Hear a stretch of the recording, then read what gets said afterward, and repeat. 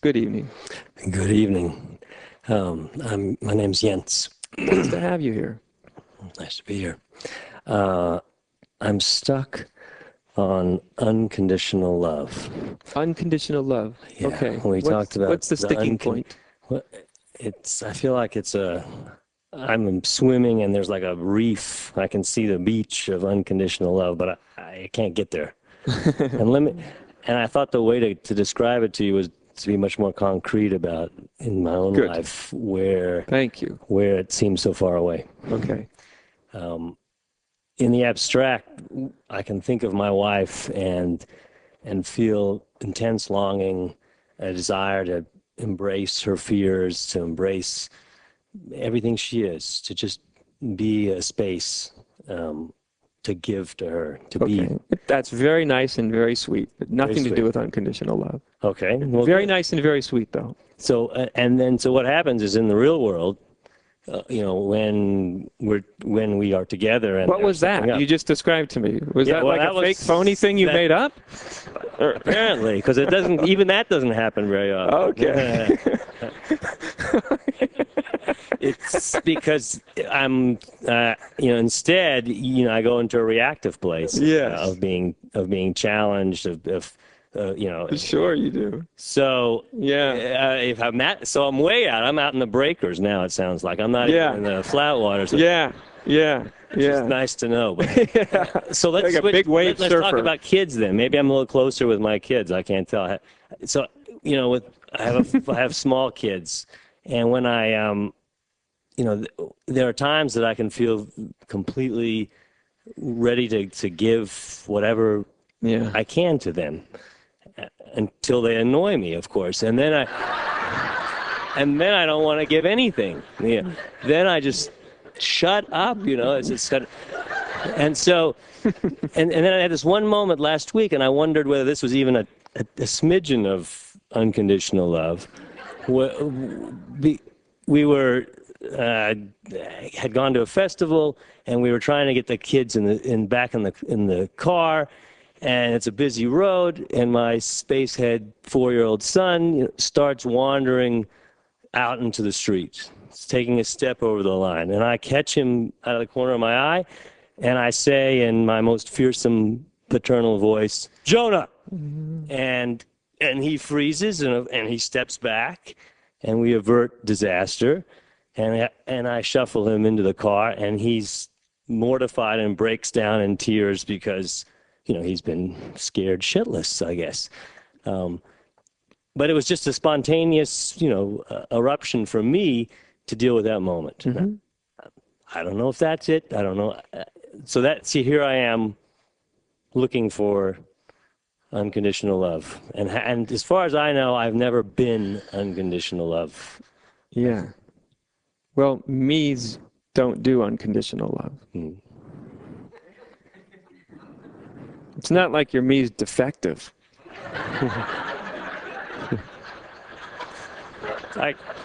It's just no recall. I can't do a recall somewhere. You could get another one, but it's not going to be an unconditionally loving one. Right? It's looking in the wrong place. Looking in the wrong place. Yeah. So I can't tell you how to be unconditionally loving, because, see, to me, it has nothing to do with the personal ways in which we imagine it's going to be. That's all that we personalize unconditional love, right? And it's unconditional love by its very nature. It's not a personal thing at all. As I said earlier, it's much more, it can't be described, but it's much more like a total acceptance of what is.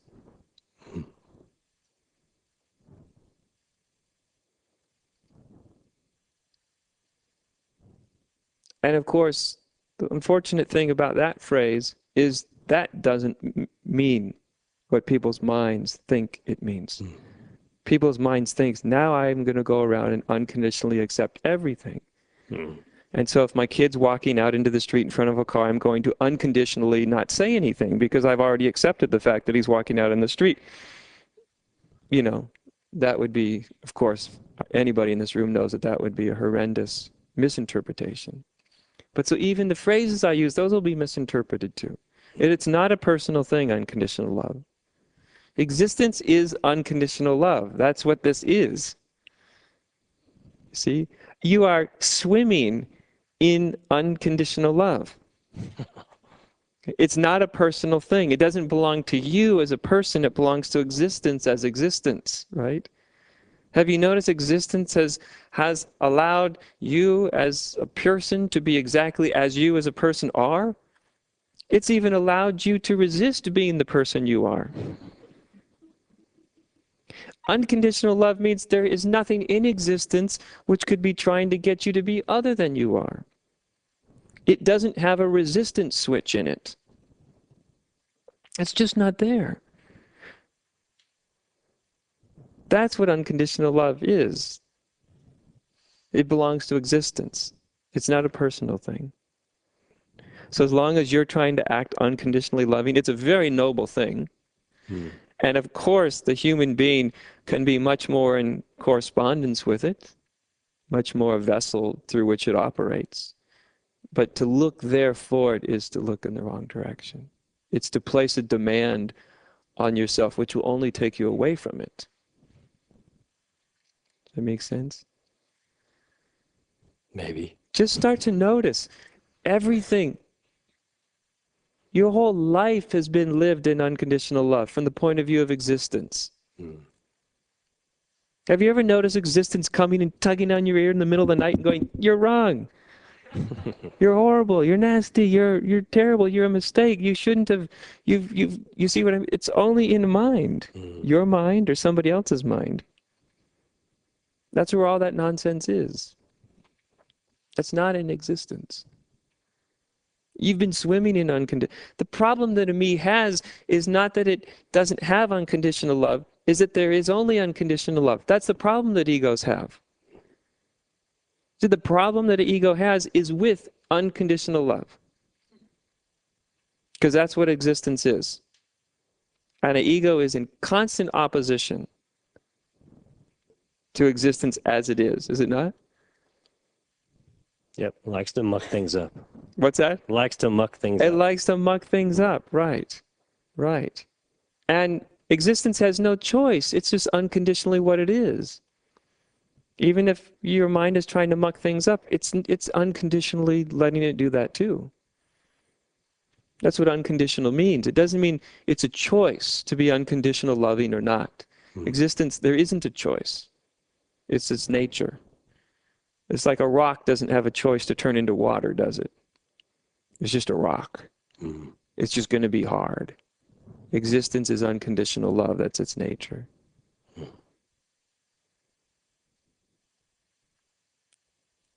So this is a totally inadequate question or answer. The question's not inadequate. The answer is totally inadequate on a personal level. I totally understand that. Because it doesn't tell you how to be unconditionally loving. If you want to really approach it, I would suggest the really only way to discover the depth of this in yourself is to realize yourself for yourself. Okay? Realize yourself for yourself. Realize what you are, and then you might find this question of unconditional love, or this yearning for unconditional love, may reveal itself to you in the only way that existence really can. It comes as a package deal, right? Realize your nature. But first, stop fighting with the conditioned nature. See, that's, as long as we're fighting with the conditioned nature, it's very hard to see the unconditioned. And that's a big step, isn't it? Even for a moment. Definitely. You see? So I don't even know what it would mean to love yourself. I know that's not what you're asking necessarily. But people will ask me, I don't know what love yourself means. I have no notion of loving myself. Because there's nothing separate there to love. The whole notion is totally foreign to me. What could it possibly mean to love yourself? I don't know. I know what it can mean to not love yourself. I remember that in the past. But to love yourself? What? Your idea of yourself? That's the same thing you don't like. We love and hate the image of ourselves, alternately. Right? We like it, and then, we yell at your kids, and then you don't like your image of yourself. And then the sun is warm, and everything's right, and you open, and you're, I love myself. I'm a great guy. But you see, what you are, you see, it's just beyond that.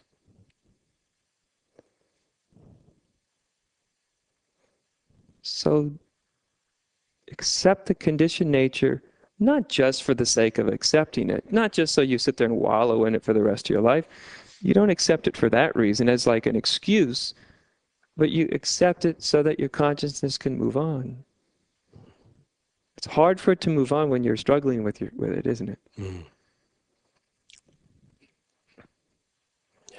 So just keep this alive, but don't imagine that it's quite as personal or the way that we have it hooked up, because we're taught what conditional love is, aren't we? Yeah, I think you just definitely. Yeah, anybody can do anything, and you're nice and you're smiling. You always have you're always a good person, and you're always, you never flip anybody off on the freeway, and you never get upset no matter what, and we're taught these notions of it, but of course these notions, these are what the ego wants it to be. So like everything that has to do with the truth about anything, the first thing you got to do is wipe the slate clean of everything you've been taught it is. Because what can egos know what's beyond egos? They can imagine. It's like you and I, we can look at the moon and go, boy, I wonder what it would like to be up there. I bet it would be like this. I bet it would feel like this. I bet the ground would feel like this. I bet the atmosphere would be like this. I bet it would be this way. But the truth is, do we have any idea whatsoever before we're actually there? Can we possibly have any idea whatsoever? Can we actually know the feel of the ground without being there? See? We can't know. We can conjecture, but we can't. There's an impassable divide between here and there. Either you're here or you're there. And if you're here, you can't.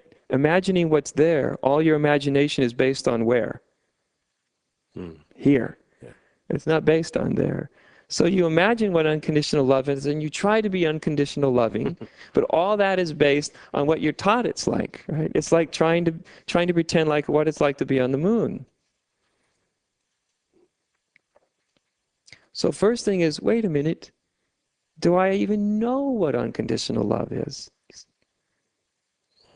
I have images of it. I have ideas. I have the kind of person I may like to be at certain moments with my wife, with my children.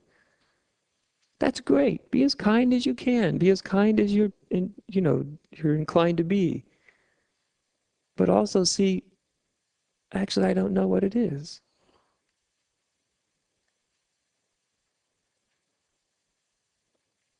And then you see you're innocent again, right? The not knowing. You're not knowing. And all the true knowing comes from, you have to allow yourself not to know. You get the feel?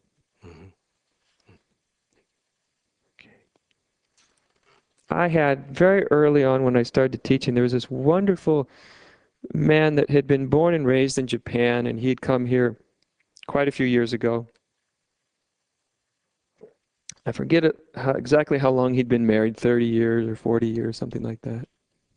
And one day people were talking about love, very small groups. I mean, at that time there was like between 6 and 12 people that would come to see me. And so we'd sit around talking about things a little more. It wasn't quite as formalized.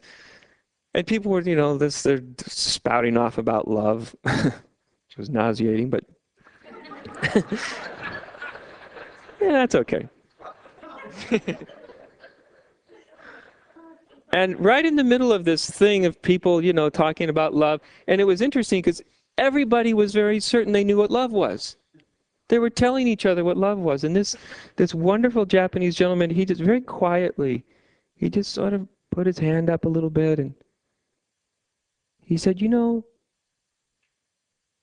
where I was born, when we get married, we don't assume we know what love is. Where I come from, he said, we see our marriage as the goal of our marriage is maybe we can discover what love is before we die. And then he told this wonderful story. He said, you know, he said, when I first got married, he said, you know, there was things about my wife that I wanted to change, and certain things I liked, and other things that disturbed me, and I was subtly trying to alter certain parts of her. And he says, you know, and then I started to do that. And he says, and then he got this big, gleeful, beautiful smile. And he said, and it only took me 15 years to stop doing that. To totally accept his wife. And he was so happy. And the first thing I thought is 15 years. Wow, lightning. Lightning fast. Wonderful. And I think he had this essential attitude, which was starting from a position of, I don't know what it is, but maybe I'll find out. Rather than, I know what it is, and I'm going to try to become what I think it is. You see? Whether it's love or enlightenment or whatever it is. In the West, we read the books, we hear the things, we listen to people, and we go, I got a good idea of what this is all about. That's the direction I'm heading in. I'm going to achieve that. When it's much more useful, the attitude that this gentleman had, which was, no, I don't know what it is. I don't know what it's about. But maybe I'll find out. It's a totally different starting position. In his own way, he had discovered what all the spiritual teachers are talking about when they say, you have to get first to the place of the unknown.